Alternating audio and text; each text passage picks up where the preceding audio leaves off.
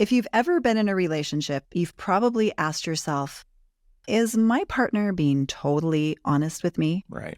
Most people would agree that being honest with one's intimate partner is essential to a successful long-term relationship. In fact, in last week's episode, we talked about how to identify core values in a relationship, and most people have responded that honesty is at least in their top 10 relationship values. Which got us asking each other some great questions this week, like, where does honesty begin? Can I be honest with my partner if I'm not honest with myself first? Should we always be 100% honest with each other? And do I invite honesty from my partner? These are questions that we aim to explore in this episode of Master Your Marriage.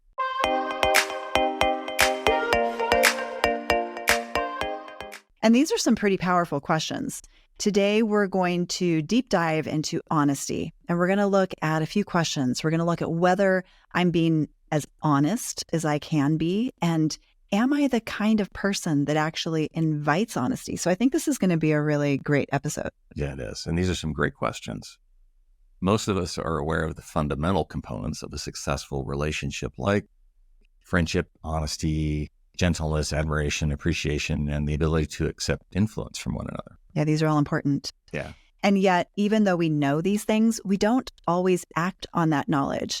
And as a result, we don't really have the kind of relationship that we desire.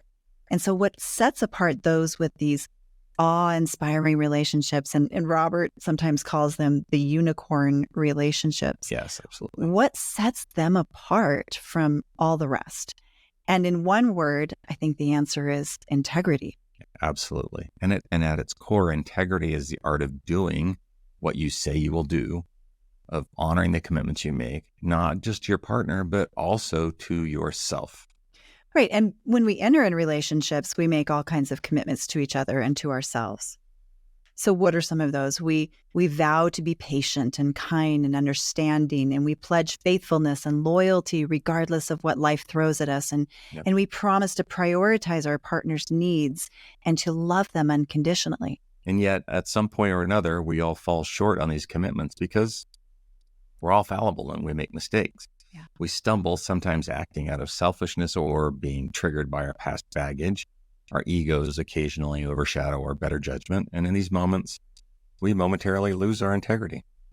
But the true measure of a relationship doesn't lie in the absence of mistakes, but rather in how we respond to those mistakes. Absolutely. What distinguishes great couples from the rest is not just their knowledge of these commitments, but their unwavering commitment to act with integrity. And when they mess up, the extraordinary couples don't resort to finger pointing. Instead, they confront themselves. They confront their flaws, and they look at how they're participating in the problem. And they do this with unflinching honesty. They look at each other, and with honesty, they admit to their own shortcomings and they recommit to do better. And that is so hard to do, is to really be introspective, especially when there's a mistake. Oftentimes we want to deflect a little bit. But as a result, these extraordinary couples, they don't make excuses and they don't come up with reasons like, well, you've been withholding love, so that's why I've been short-tempered, or they don't place the blame on each other or anything else. They recognize that the only person responsible for their personal integrity is themselves. So again, what truly separates the average couples from the most amazing couples is not just their knowledge, it's what they do with it. And it's their ability to confront their mistakes, because look, you guys, we all make mistakes. Yep. So it's their ability to confront those mistakes and then follow that up with integrous action. On the surface, this sounds like, oh, this is obvious, but let's put this into some practical applications with some real life examples. And maybe some complicated and challenging examples that make us really question this premise, right? Yeah, the being 100% honest with each other. Right. Let's look at scenario number one. Let's say a couple has made a commitment to each other that they don't want pornography in their relationship at all. And let's say he was honest with his wife and disclosed to her that he had previously viewed it extensively before their relationship, but he had stopped. He didn't like it. He didn't like the person that he'd become. He didn't really want it consuming his life. And so he made an honest commitment to his wife. He disclosed it to her and told her of his own free will and choice he didn't want that life anymore. 2 to 3 years down the road, life gets a little stressful and there's a lot of pressure at work and the responsibilities to work and family are all mounting, and they haven't really made time for their relationship since having a baby, and he secretly starts viewing porn again, and he doesn't tell his wife. Okay, so that's the scenario. That's the scenario. He made a mistake. We all make mistakes. He broke his commitments. We all fall short sometimes. But now, what are his options? Well, option one, he can just lie to himself and he can make excuses like, well, there's nothing really wrong with what I'm doing. Everyone watches porn. I'm just letting off a little steam and it's better for everyone around me because I'm a nicer person and I only do it occasionally and it's not hurting anyone. He could make excuses, as Robert just said. He could also blame. He could blame his wife. He could say, if she gave me more sex, then I wouldn't be doing this. So it's all her fault. Or there's another option. Yeah, maybe option two. Maybe he could be honest. There might be problems in their relationship, but the problems don't give us permission to drop our integrity altogether. So that means before he can really be honest with her, he needs to be honest with himself by stopping the excuses and the blaming. See, the mistakes that we make, what's interesting about that is they expose something within ourselves or within the relationship that we probably need to be looking at. And these mistakes force us to see things sometimes that we would rather not see. And sometimes looking at things that we don't want to see, that can be hard. It can be unsettling. But if we're being truly honest with ourselves, we have to be willing to look at what is being exposed about ourselves or about our relationship. So, for example, what might be exposed by his behavior? What are some of the things, if he were honestly looking at his behavior, what are some examples of things, just for instance, that he might discover? Well, he might ask himself, was this a sense of entitlement because he wasn't getting what he wanted, so he secretly just justified partaking in this? Maybe. Or maybe he was expecting his partner to provide him with something that he wasn't getting. That was maybe an unfair expectation. Like maybe he was expecting her to boost his ego or regulate his emotions for him or to validate him in all things. And without those things, he justified, well, I need to regulate by watching porn. There's a lot of possibilities, and this will take a good bit of self-awareness. Mm-hmm. But the point is that behind our choices and mistakes, there's going to be some kind of exposure. We're going to have to admit to it. And that might be an exposure of our character, our beliefs, or even just how we think about certain things. And this isn't about shaming ourselves. I want to make that really clear. The answer to the why am I doing this or how am I participating in this pattern, the answer isn't going to be, well, it's just because I'm an awful, disgusting person. Absolutely not. Right? That's not going to be helpful. It's not going to help us to grow up. It's more about looking to see what's operating within me in these moments that is causing me to break my integrity and to go into these patterns. And when it comes to honesty, I think this is where the rubber meets the road. Most people don't want to see what's ever being exposed about themselves. Most people would rather say like, oh, well, that was just a mistake that I made. So let's forget about it. Let's move on and we can just bury it in the past. Yeah. But the problem with that is that it makes people less able to glean the lessons they need to learn about maybe who they are so that they can make wiser, more clear, more integrous choices in the future. And that's the beauty in self-honesty and self-confrontation, is it pushes us to grow up. So when we're sweeping it under the rug, then we're not taking the opportunity to grow from that experience. Right. So when you're confronting a choice that you've made, you can use that mistake to grow into a stronger and better person who's more capable of trust, more capable of love, more capable of intimacy. And if we can do that, then repair and redemption are possible. And that is what allows us to build this deeper connection in spite of the mistakes that we make. Exactly. Yeah. And for clarification, we used porn as an example here because that's an easy target, right? But you can fill in the blank with any breach of agreement where there's been that lack of integrity. Absolutely. Or you've broken that honesty. Maybe that's infidelity. Maybe it's some compulsion. Maybe it's a video game compulsion. Maybe it's being a workaholic. Maybe it's losing your temper. Whatever it is, the same principles would apply. You can't really be in an intimate relationship with someone unless you're honest with yourself first and at peace enough with yourself that you can really let them know you. Yeah, exactly. Yeah. All right. So let's shift gears now and talk about honesty with others. Okay. Let's talk about honesty with our partner. So what about honesty between partners? What do we absolutely need to disclose? And what about brutal honesty? Is there a point when we can take this honesty too far? That's a good question. Yeah. These are the questions we asked ourselves this week as we were preparing for this episode. And interestingly, simultaneously, got a call from a friend, and she let me know that she found out that her husband had been living this totally separate double life. And he had had multiple different women in multiple different cities because he travels. And so he had the opportunity, and it was a very high level of deception. And even though she was aware that there had been some red flags for a little while, she really just chose to trust him. And I'm not saying she was willfully putting blinders on, but maybe there was a little part of her that didn't really want to see.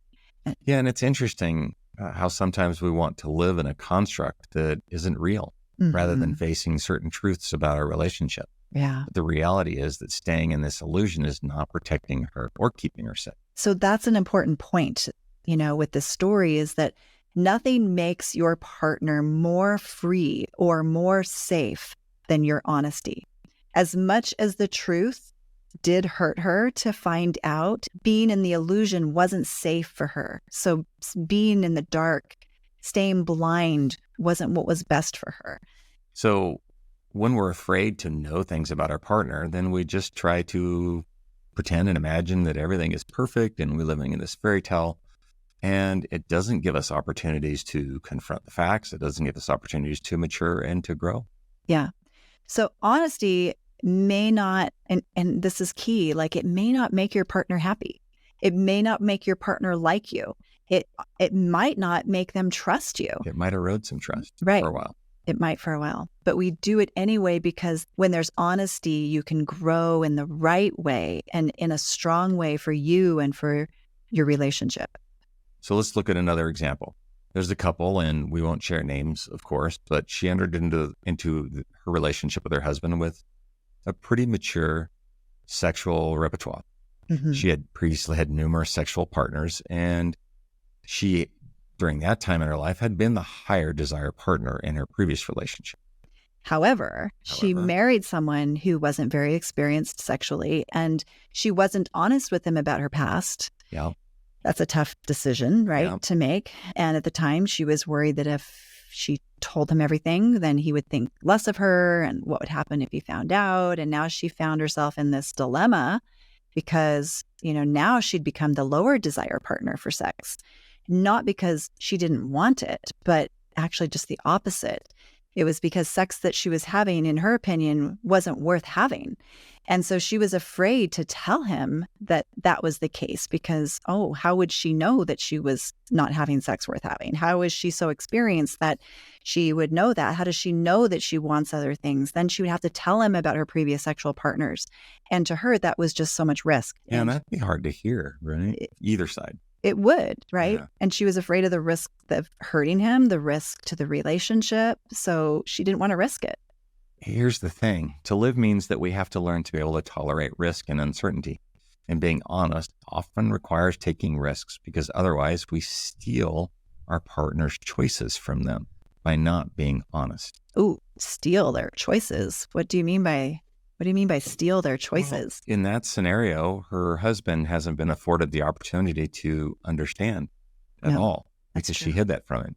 He wasn't given the choice to accept her for who she is, who she was. Right. He wasn't given the choice to learn and become a better lover, and he wasn't given the opportunity to grow. So she, in this scenario, by not disclosing that and continuing to hide it, had she maybe done it early or at any point, they would have maybe developed into much better lovers for each other.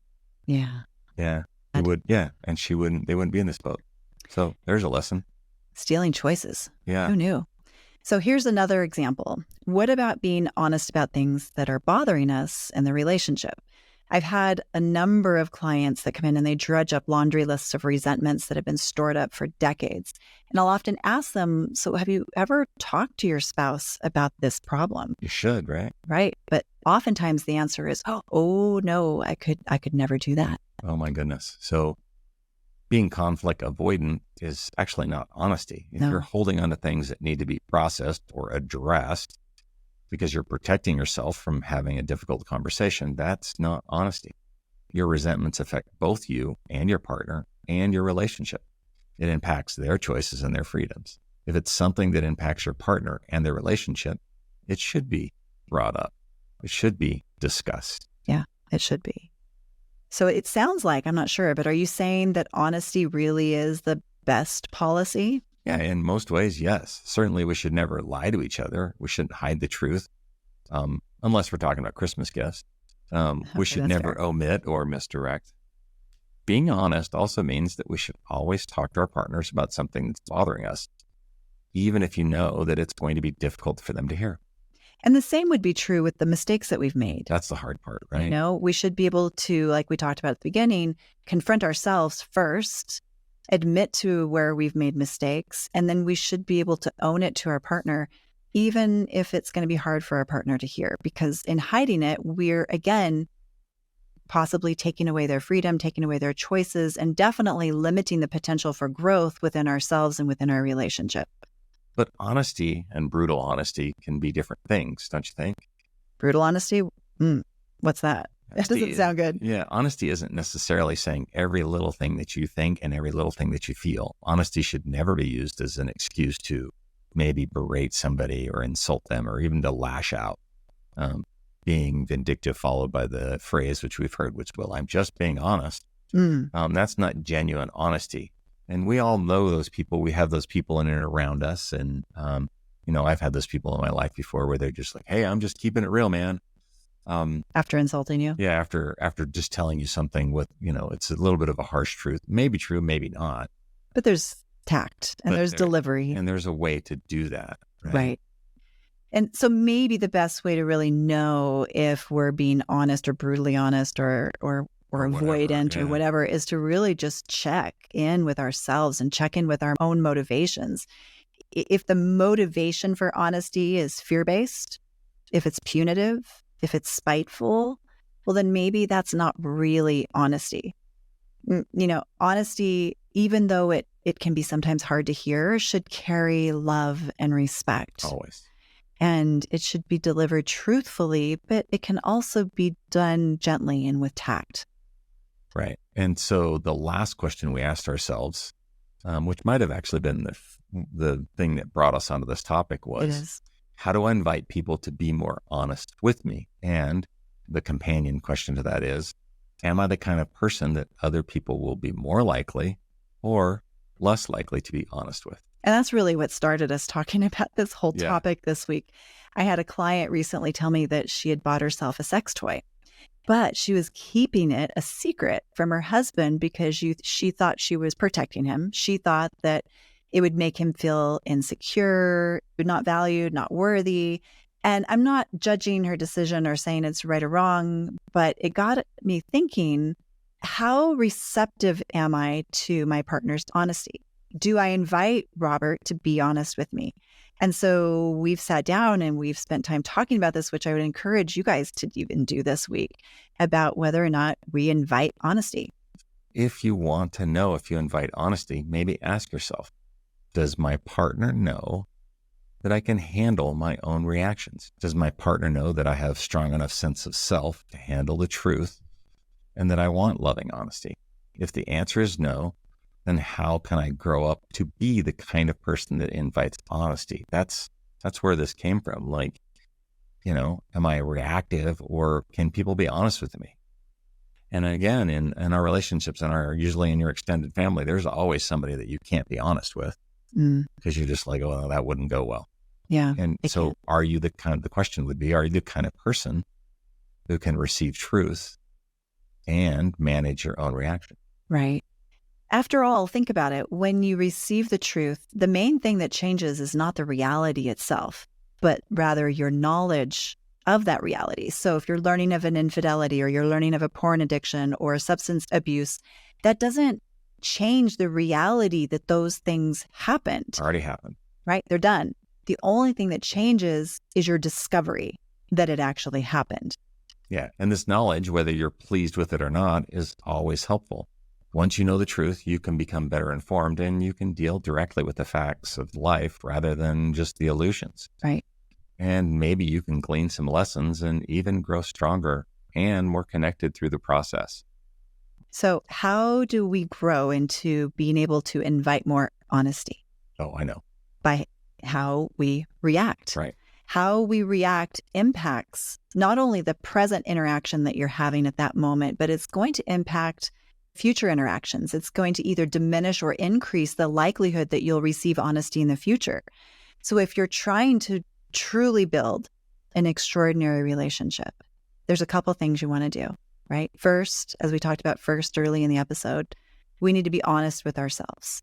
We need to be honest with ourselves rather than deflecting and getting defensive or finding excuses or blaming other people. We need to be lovingly honest with our partner, not brutally honest, but lovingly honest. And then with that honesty that we're inviting, we need to back that up with action. Not reaction. Not reaction. Yeah. So that means taking responsibility for those emotional reactions that you might have, managing your own anxiety, validating yourself when it's hard to hear, and maybe even expressing gratitude that you have the truth, that the truth has been shared with you. That's so hard, I think, to do that. And that's why they call them hard truths sometimes. Yeah, that's why they call them hard truths. That's what they call them, hard truth. Well, I know for me, that gives me a lot to think about this week. And I hope that this is a topic that you and your partner would consider discussing this week, and consider how you might become more honest with yourself first, and how you might be more capable of inviting honesty into your relationship, i.e., inviting people to be honest with you.